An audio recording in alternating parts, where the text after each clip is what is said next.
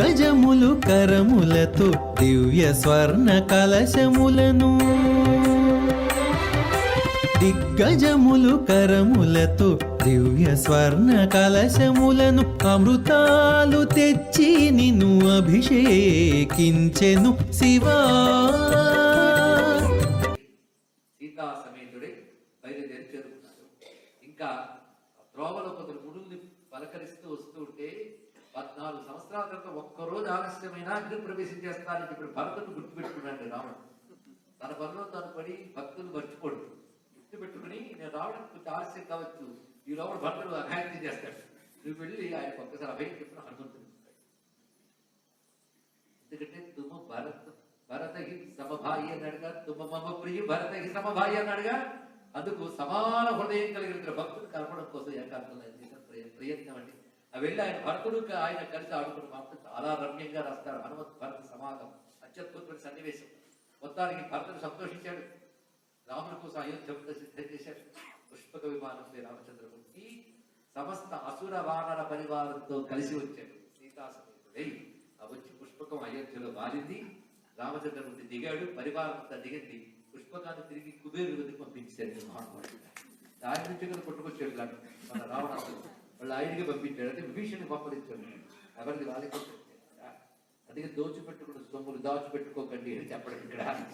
ఆ విషయం ఒక్కసారి విదేశాలకు చెప్పి మనదైన కోహినూరు లాంటివి తెప్పించడం చాలా మంచిది. ఎందుకంటే అసలు ఎప్పుడో పట్టుకుపోయాం. సరే, మొత్తానికి అయోధ్య పట్టాభిషేకం జరుగుతోంది. అందరం ఒక్కసారి అయోధ్యలోకి ప్రవేశిద్దాం. మనసారా పట్టాభిషేకానికి సంసిద్ధులమై భక్తి శ్రద్ధలతో ఆశీనులమై గ్రహిద్దాం. అవధపురి అతి రుచిరు బనాయి దేవన సుమున వృష్టి జరిలాయి రామ కహా సేవ కంధుబులాయి ప్రమద సకంధ అన్న వాహుజాయి. ఇక్కడ పట్టాభిషేకానికి సంసిద్ధి జరుగుతున్న జడలు కట్టిన తల ముందు తీయాలి. చుడాలి కర్మలు జరుగుతున్నాయి. ఈ నుంచి భరతుడు జడలు విప్పి లోపల చేతులు పెట్టాలి అన్నట్టు రాముడు భరతుడు తలది. ఇంతకాలం ఆయన జడలు కట్టించుకున్నాడుగా, ఇక్కడ తీసేయాలి ఆయన అని చెప్పడం. ఆయన యువరాజు పట్టాభిషేకం కడతాడు. అందుకోసం లక్ష్మణుడికి కడతానన్నాడు. లక్ష్మణుడు వద్దన్నాడు, సేవ చేసుకుంటానన్నాడు. చాలా అద్భుతంగా ఇప్పుడు రామచంద్రమూర్తిని పట్టాభిషేకానికి సంసిద్ధులు చేస్తూ ఉన్నారు. వీరందరూ మంగళ స్నానాలు ఆచరించి నూతన వస్త్రములు ధరించారు. ఇక సీతాదేవికి అత్తగారి దగ్గరుండి మంగళకరంగా ఇచ్చే స్నానాలు చేయించి రామ భావ దిశ సౌభతి రమారూపుదును కాని ఆ తల్లి ఇంతవరకు నారచీరలు కట్టుకున్నటువంటి తల్లి రావణ లంకలో 10 నెలలు దుఃఖితే ఆయన తల్లి ఇప్పుడు మహాలక్ష్మిగా అద్భుతమైన వస్త్రములు ధరించి ఆభరణాలతో ఉన్నది. రామచంద్రమూర్తి పట్ట అభిషేకానికి కూర్చున్నాడు. అంటే ఆయనకి ఇప్పుడు అభిషేకం చేస్తాడు. ఆవిడ పక్కన ఉండాలి. ఈవిడ అలంకృత అయ్యి వచ్చిన ఆమెని చేతులు తల పట్టు తెచ్చారు. మంగళకాంతలు ఋషుపత్నులు కలిసి రాముని ప్రక్కన కూర్చోబెట్టారు వామభాగంలో. అప్పుడు అభిషేకం జరుగుతున్నది. అనేక పుణ్య నదుల నుంచి చతుసముద్రముల నుంచి తెచ్చినటువంటి దివ్య తీర్థ జలములను కలశాలలో నింపి వాటిపై చిగుళ్ళు పెట్టి ఫలములు పెట్టి మహర్షులందరూ మంత్రములు చదువుతూ ఆ కలశాన్ని మంత్రితం చేశారు. అలాంటి మంత్రితమైన జలాలతో రామచంద్రమూర్తికి అభిషేకం చేస్తున్నారు. రాముడు దివ్యమైన ఆసనంపై కూర్చున్నాడు. అది చూసి వశిష్ఠ మహర్షి పరవశించిపోతున్నాడు. ఎందుకంటే ఆనాడు మొట్టమొదటిగా చక్రవర్తి ఎవరయ్యా అంటే వైవస్వతముడు. ఆయన శిరస్సుపై బ్రహ్మదేవుడు పెట్టాడు కిరీటాన్ని మొట్టమొదట. ఆ తర్వాత వచ్చి నాకు అప్పచెప్పాడు. ఏమని ఇక్ష్వాకువంశ ప్రభువులందరికీ నువ్వే దగ్గర ఉండాలయ్యా, నువ్వే పెడుతూ ఉండాలి. అప్పటి నుంచి పెడుతూ వచ్చాడు ఆ కిరీటమే. బ్రహ్మదేవుడు సూర్యమండలం నుంచి తీసేస్తాడు ఆ కిరీటాన్ని. సూర్యంలో ఉన్న కాంతితో హిరణ్మయమైన కిరీటాన్ని తయారు చేసి తొలి ప్రభు అయినటువంటి వైవస్వత మనువు శిరస్సుపై పెట్టాడు దాన్ని. అది తర్వాత వచ్చి ఇక్ష్వాకువంశ ప్రభువులందరూ ధరించారు. దశరథుని తర్వాత అది పూజా మందిరంలో ఉంది. ఇప్పుడు అది బంగారు పళ్ళెలలో అద్భుతమైన కాంతులు వెదజల్లుతూ ఒక సూర్యమండలం భూమి మీద దిగి వచ్చిందా ఉన్నట్టు ఉంది పళ్ళెల్లో. దాన్ని పూజితమైనది. దాన్ని పట్టుకుని మహర్షులు నిలబడి ఉంటే దాన్ని మంత్రములతో అభిమంత్రితం చేస్తూ అభిషేకం పూర్తయిన తర్వాత నూతన వస్త్రములు ధరించి కూర్చున్న రామచంద్రమూర్తి యొక్క శిరస్సుపై వశిష్ఠులు వారు ఆ కిరీటాన్ని. ఆ తర్వాత ప్రథమ తిలకు వశిష్ఠునికి మొదటి తిలకాన్ని వశిష్ఠులు వారు పెట్టగానే ఆ తర్వాత వామదేవుడు జాబాలి మొదలైనటువంటి మహర్షులందరూ తిలక ధారణ చేయించారు. అసలు అభిషేకం చేస్తున్నప్పుడే మహర్షులు ముందుగా చేశారు. దేవతలు అదృశ్యంగా చేశారు. తర్వాత అద్భుతమైనటువంటి ముత్తైదువులు మొదలైన వారందరూ రామచంద్రమూర్తికి అభిషేకం చేశారు. ఇప్పుడు కిరీటం పెట్టిన వెంటనే పెద్దలందరూ తిలకధారణ చేసి సీతారాములను హారతులతో ఆనందంగా కీర్తిస్తూ ఉన్నారు. మంగళహారతులు అందించారు. సుత బిలోకి హర్షి మహతారి బార్ బార్ ఆరతి ఉతారి. దివ్యలోకాల్లో ఉన్న దశరథుడు ఆనందాన్ని చేస్తున్నాడు. ఇక్కడ ఆకాశంలో దేవదుందువులు మారుమ్రోగుతున్నాయి. గంధర్వులు కిన్నరులు రామగానం చేస్తూ ఉన్నారు. దివ్యాంగనులు నాట్యం చేస్తున్నారు.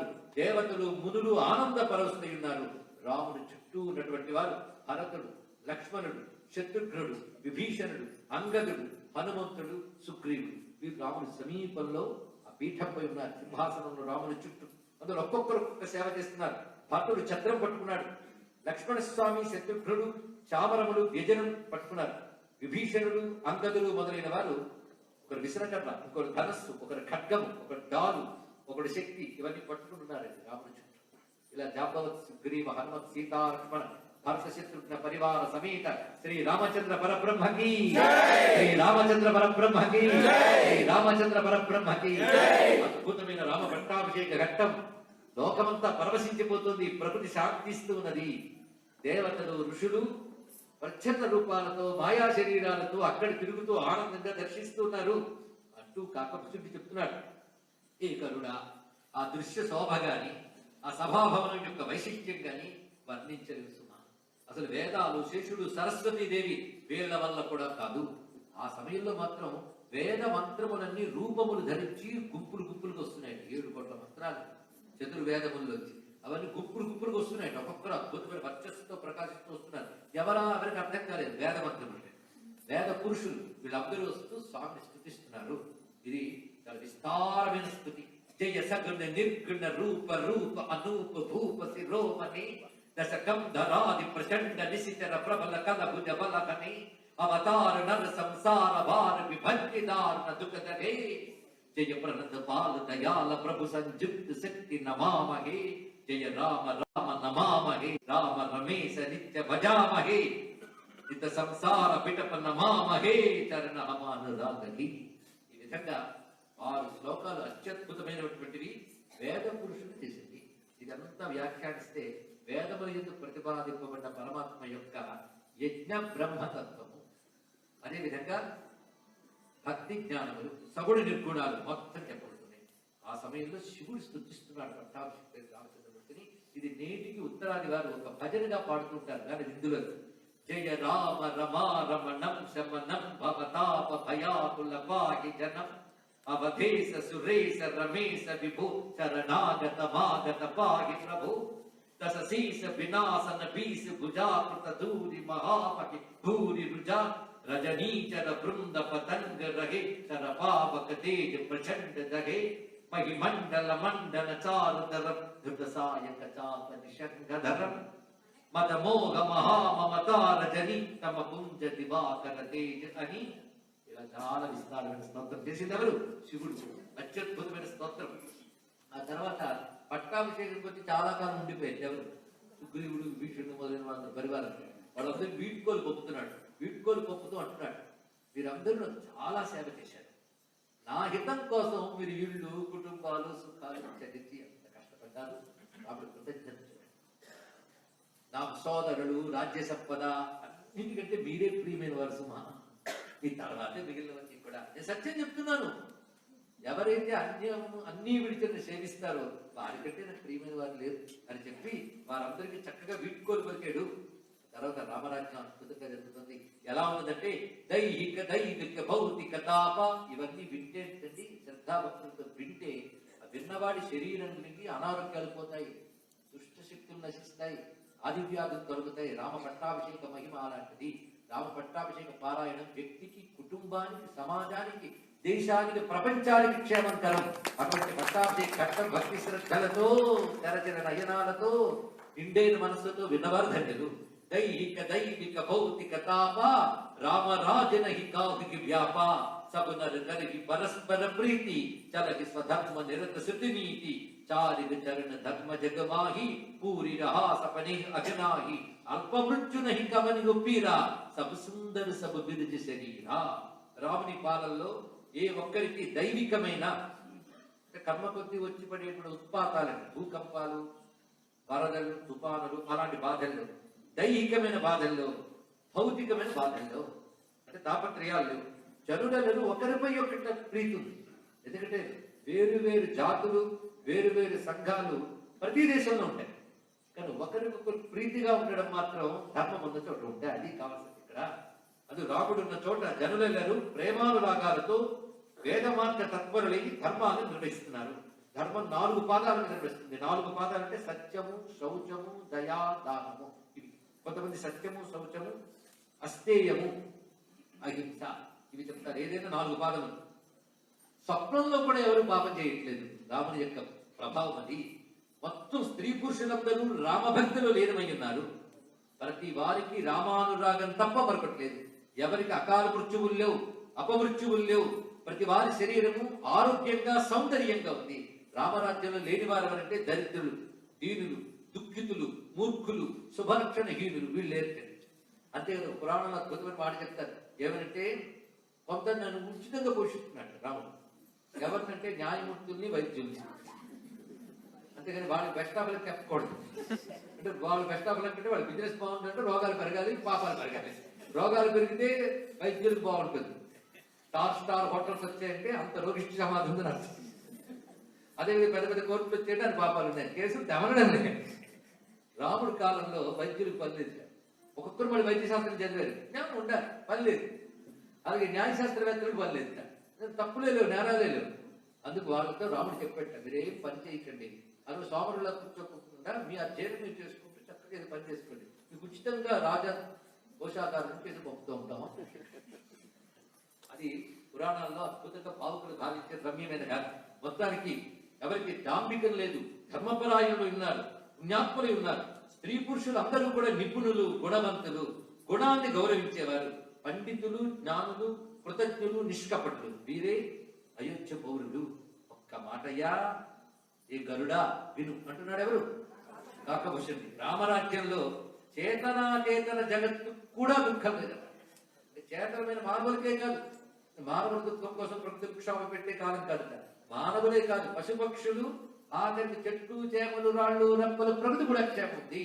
అంటే ప్రజలతో పాటు ఆ రాజ్యంలో ఉన్న ప్రకృతిని కూడా క్షేమంగా ఉంచేవాడే నిజమైన రాజు అని భారత జాతి ప్రపంచానికి చెప్తున్న అద్భుతమైన సందేశాన్ని రామచరితమానసం మనం గ్రహిద్దాం. సచరాచర జగమాహి అని ప్రధానమైనటువంటి అద్భుతమైన పాలనయ్య. ఒకటి రాముడు అయోధ్యకు ప్రభు అనుకున్నావా, సమస్త భూమికి ఆయన. మిగిలిన వాళ్ళందరూ రామాధీనులే. విభీషణుడు లంకలో రామాధీనుడు, సుగ్రీవుడు రామాధీనుడు, సామంతులు మిగిలిన వాళ్ళందరూ. రామచంద్రమూర్తి ఆ విధంగా పాలన చేశాడు. అప్పుడు దండము సన్యాసుల చేతిలో మాత్రమే ఉంది. దండము అంటే శిక్షించిన సన్యాసుల చేతులు దండ రూపంలో ఉంది. ఈ పాలనలో దండం అక్కర్లేకపోయింది, అవి శిక్షించవలసిన అవసరం లేకపోయింది. జయం అనేది మరి మాటలకే మిగిలింది అన్నాడు. అంటే ఇప్పుడు ఒకటి జయించవలసిన అవసరం లేదు అని చెప్పడం. పైగా కొట్టడం అనేది ఎక్కడ మిగిలిందంటే కచేరీల్లో, హరికథల్లో, రాగతాళాల దగ్గర మిగిలిందన్నట్టు. ఎవరిని హింసించట్లేదు. దాంట్లో అంతగా చెప్పాడు చూడండి. అత్యద్భుతమైన భావం. ఈ విధంగా రామరాజ్యం, రామచంద్ర రాజ్యం సాగుతున్నది. అందరూ రామచంద్రుని అనుసరిస్తున్నారు. సీతమ్మ రామచంద్రుని అనుసరిస్తూ రామచంద్ర ఆయస అనుసరహి కౌసల్యాది సాసగృహమాహి, కౌసల్యావదిన అత్తగారులకు సపర్యలు చేస్తూ ఆ తల్లి రామచంద్రమూర్తి సహకారిణిగా ఉన్నటువంటి మహాలక్ష్మి. ఆవిడెవరంటే ఆ తల్లి జగద్వంద్యురాలు, జగదంబ సతతమనందిత ఉమారమ బ్రహ్మాది వందిత. అమ్మని అంత చక్కగా చెప్పి రామచంద్రమూర్తి కాలంలో సుఖసారికలు కూడా రామ్ రామ్ అంటున్నారు మొత్తం అయోధ్యలో. పద్మకరా పద్మాసనా వరదాభయహస్తా, పద్మకరా పద్మాసన వరదాభయహస్తా, పరమైశ్వర్య స్వరూప హిరణ్యమయ వర్ణ, పరమైశ్వర్య స్వరూప హిరణ్యమయ వర్ణ శివా